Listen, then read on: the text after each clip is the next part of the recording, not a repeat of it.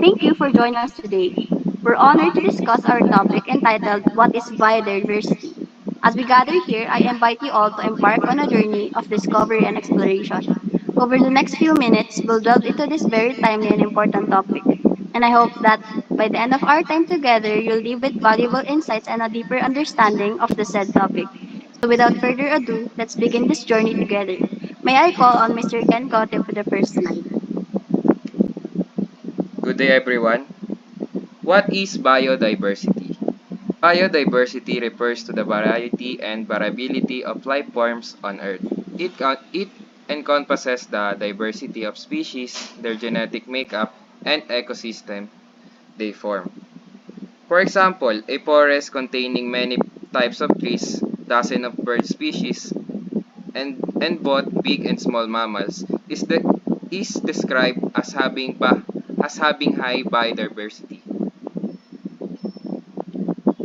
Good day, everyone. Biodiversity or biological diversity is crucial for the health of our planet and has numerous benefits and importance, including number one, ecosystem stability. Biodiversity contributes to the resilience and stability of ecosystems. Diverse ecosystems can better withstand environmental changes and disturbances. Ito ay nagbabalanse sa pagitan ng iba't ibang ecological na bahagi tulad ng pagkakaiba-iba ng mga species, nutrient cycling at daloy ng enerhiya. Ang katatagan ng ecosystem ay tungkol sa pagpapanatili ng balanse at nababanat na kapaligiran kung saan nagtutulungan ng iba't ibang bahagi upang umangkop sa mga pagbabago at kaguluhan. Number two, food security. Dib- Biodiversity provides the genetic diversity needed for breeding crops and livestock, ensuring a variety of food sources and safeguarding against crop failures. Ang seguridad sa pagkain ay ang kondisyon kung saan ang lahat ng tao sa lahat ng oras ay may pisikal, panlipunan at pang-ekonomiyang akses sa sapat, ligtas at masustansyang pagkain upang matugunan ang kanilang mga pangangailangan sa pagkain at mga kagustuhan sa pagkain para sa isang aktibo at malusog na buhay.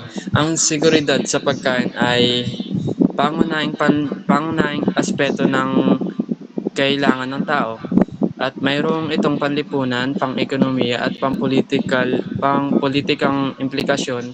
Kapag ang mga tao ay kulang sa seguridad sa pagkain, maaari itong humantong sa malnutrisyon, kagutuman at iba't ibang isyu sa kalusugan. Ang mga pamahalaan, international na organisasyon at lokal na komunidad ay nagtatrabaho upang isulong ang seguridad ng pagkain. Number three, medicine and pharmaceuticals. Many medicine and drug are derived from plants, animals, and microorganisms, making biodiversity vital for pharmaceutical research. Nakatuon ang gamot sa pagsasagawa ng pangangalagang pangkalusugan at paggamot sa pasyente habang umiikot ang mga pharmaceutico sa paglikha at pamamahagi ng mga medikal na gamot at paggamot sa pasyente. Habang umiikot ang mga pharmaceutico sa paglikha at pamamahagi ng mga medikal na gamot at paggagamot upang suportahan ang mga medikal na kasanayan at mapabuti ang kalusugan ng pasyente. Ang mga larangang ito ay nagtutulungan upang isulong ang pangangalagang pangkalusugan at pagbutihin ang kalidad ng buhay para sa mga individual sa buong mundo. Ecotourism and recreation. Biodiversity supports tourism and recreational activities, contributing to local economies and global cultural exchange. Ang ecotourism ay isang particular na uri ng turismo na nakatutok sa nature-based at environmentally responsible travel habang ang libangan ay isang mas malawak na konsepto na sumasaklaw sa iba't ibang aktibidad sa paglilibang para sa pagpapahinga at kasiyahan. parehong nagsisilbing mga para kumonekta ang mga tao sa kapaligiran at mapahusay ang kanilang kalidad ng buhay, ngunit magkaiba sila ng layunin at epekto. Number 5, climate regulation. Various species and ecosystems help regulate climate by capturing and storing carbon, influencing local weather patterns, and reducing the impacts of climate changes. Ito ay tumutukoy sa mga natural na proseso at aktibidad ng tao na nakaka-impluwensya sa sistema ng klima ng Earth upang mapanatili ang isang matatag at matitira na kapaligiran. Nakakatulong ang mga prosesong ito sa pag-regulate ng temperatura, pag-ulan at iba't ibang pattern ng klima. Number 6, pollination and agriculture. Biodiversity, including pollinators like bees, play a crucial role in agriculture by ensuring the pollination of crops. Ang pollination ay isang mahalagang natural na proseso na gumaganap ng mahalagang papel sa agrikultura. Ito ay paglipat ng pollen mula sa mga lalaking reproductive parts or anthers ng isang bulaklak patungo sa babaeng reproductive parts or stigma ng pareho o ibang bulaklak.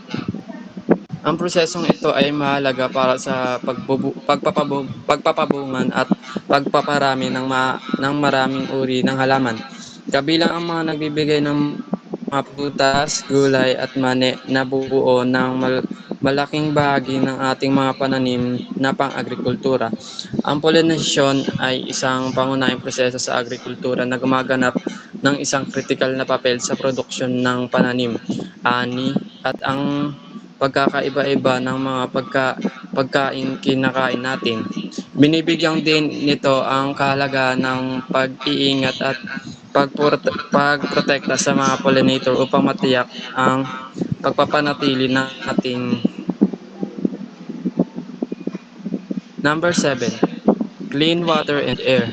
Natural ecosystems such as forests and wetlands help purify water and air, maintaining quality and provide essential service to humans.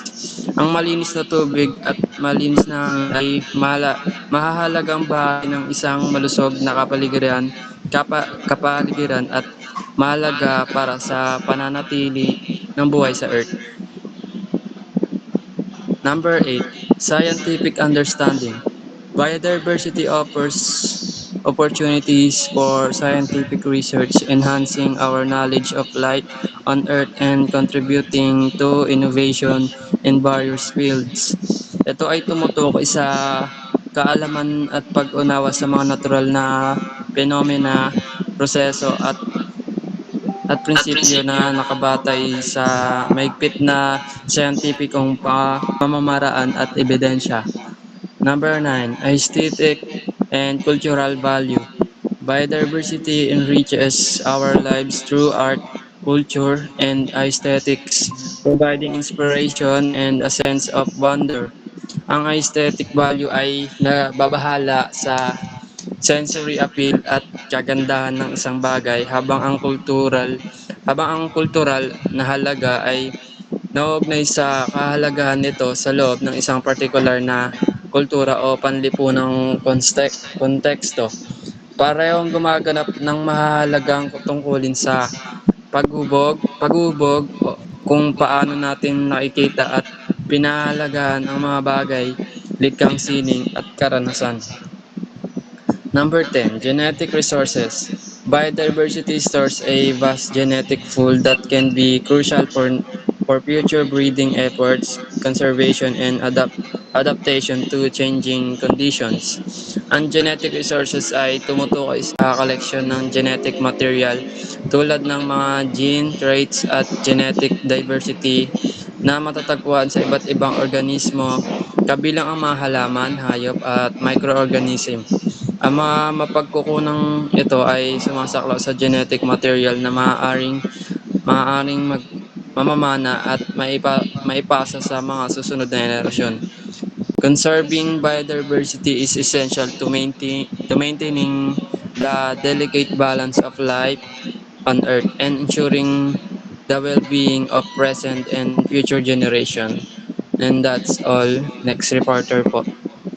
Habitat loss and degradation. When natural habitats are destroyed or altered for agriculture, urban development, or other purposes, it reduces the availability of space and resources for many species, leading to population decline and extinction. Number two is climate change. It is the changes in temperature and weather patterns that disrupts our ecosystem and affecting its species and its abilities to adapt and survive. This can result in shifts in species distribution and increase stress on vulnerable populations. Number three is pollution. Pollutants in the environment, such as chemicals, toxins, and plastics, can harm or kill various species and disrupts their food chains and damage ecosystems and ultimately reducing their biodiversity. Number four is invasive species. These non-native species can outcompete or prey on native species, disrupting local ecosystems and often leading to the decline or extinction of native species. Number five is overexploitation. Overexploitation refers to overharvesting of resources such as overfishing or illegal hunting. This can deplete populations of certain species and threaten their survival. Number six is land use change or altering land for agriculture, urbanization, or other purposes that can fragment habitats and reduce the connectivity between populations, making it harder for species to survive and reproduce.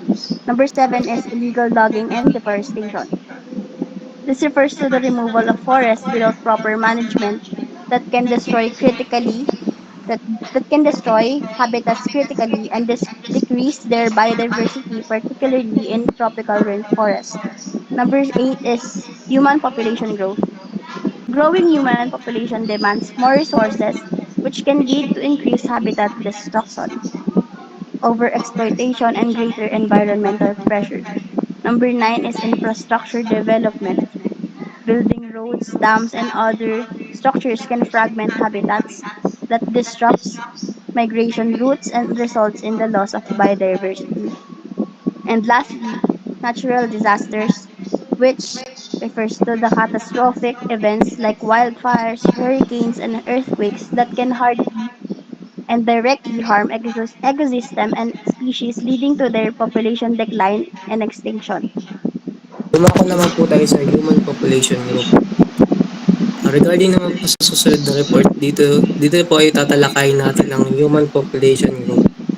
Increase in the number of human in Earth. For most of human history, our population size was relatively stable. But with innovation and industrialization, energy, food, water, and medical care become more available and reliable. Consistently, global human population rapidly increased and continues to do so.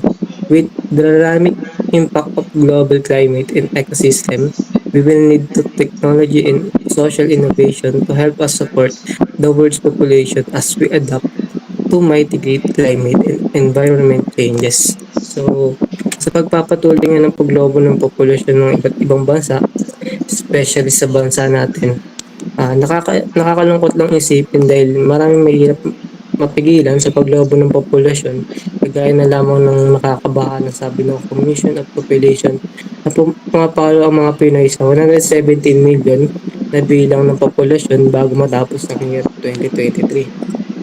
Wag na tayo magpaligoy-ligoy pa. Tigtingin natin ang paglaganap ng contraceptive sa buong Pilipinas. Kung isipin natin, minsan nakakainis din ng mga kababayan nating mahirap. Hindi man limitahan ng paggawa ng bata, hindi man lang iniisip ng mag-asawa ko. Kaya kaya bang buhayin o mabigyan ng tamang edukasyon ng kanilang mga anak. Kasi tayo sa bansa natin, hindi hindi tayo malaki at mayamang bansa. Hindi lahat ay pwede nating iasa sa gobyerno. At maraming mga programa ang gobyerno upang patulungan ng bawat pamilya. Pero hindi pa rin yung dahilan upang magkaroon ng maraming anak ang mag-asawa. Yun yung mahirap sa ilang Pinoy. Kung sino pa yung nag-i-cause sa buhay, sila pa yung sagana sa anak. Mabuti pa yung kung lahat ay nagagabayan at bibigyan ng edukasyon. Maraming kabataan ang napapariwara ang buhay. May mga naliligaw na landas, hindi maayos sa pagkain, kaya maraming nangingilam sa kalye. Diyan din nag-uumpisa yung pagiging addict ng isang bata. Sa umpisa, ginagawa nilang runner, droga o nagiging biyasa sa gawain. Gaya ng pusher. Maraming ganyan pangyari kasi kulang sila sa tamang gabay na magulang. Kayo, ano ba sa tingin niyo yung paraan para malimitahan ang paglobo ng populasyon sa bansa natin? Para sa akin, ang isang solusyon diyan yung reproductive health bill. Sa problema ng ating populasyon, kung walang kumokontra ng RH bill na programa ng gobyerno, malamang napigilan ng paglagaw ng populasyon. Hindi niyo ba napapansin uh, kinukulang na tayo sa bigas? Siguro ang isang dahilan din nun ng pagdami ng mga tao, ng mga makain. Dapat makahanap ng solusyon ng gobyerno sa pagpatuloy ng paglaban ng populasyon dahil kung hindi, baka masuring ating bansa. Yun lamang po. Pollution and environmental destruction are serious concerns due to various factors. Number one is air pollution. The release of harmful gases and particles into the atmosphere leads to respiratory problems, climate change, and damage to ecosystems. Number two, water pollution. Contaminants in water sources harm aquatic life, disrupt ecosystems, and pose health risks to humans who depend on clean water. Number three, soil contamination. The presence of toxic substances in soil can harm plants, wildlife, and affect food safety, making soil health essential for ecosystems and agriculture. Number four is deforestation. The removal of forests disrupts ecosystems, reduces storage, and contributes to habitat loss and climate change. Number five is habitat destruction. Altering or destroying natural habitats negatively impacts species survival as they lose their homes and food sources. Number six, overfishing and overharvesting. Unsustainable exploitation of fisheries depletes marine populations, disrupts food chains, and can lead to ecosystem collapse. Number seven is plastic pollution. This is the accumulation of non-biodegradable plastics in the environment that can harm wildlife entering their food chain and pollutes oceans and landscapes. Number eight is climate change. Rising temperatures and altered weather patterns have wide-reaching impacts on ecosystems, habitats, and species, and their ability to adapt. Number nine is noise pollution. Excessive noise disrupts animal behavior, navigation, and communication, impacting their various species and natural and urban environments. Chemical pollution. The release of hazardous chemicals, including pesticides and industrial pollutants, that can poison ecosystems and harm human health. Number 11 is erosion and land degradation. Erosion and degradation reduce land productivity, leading to decreased food security and habitat loss. Number 12 is nuclear accidents. Catastrophic events like nuclear accidents can have long lasting and detrimental effects on the environment, wildlife, and human health.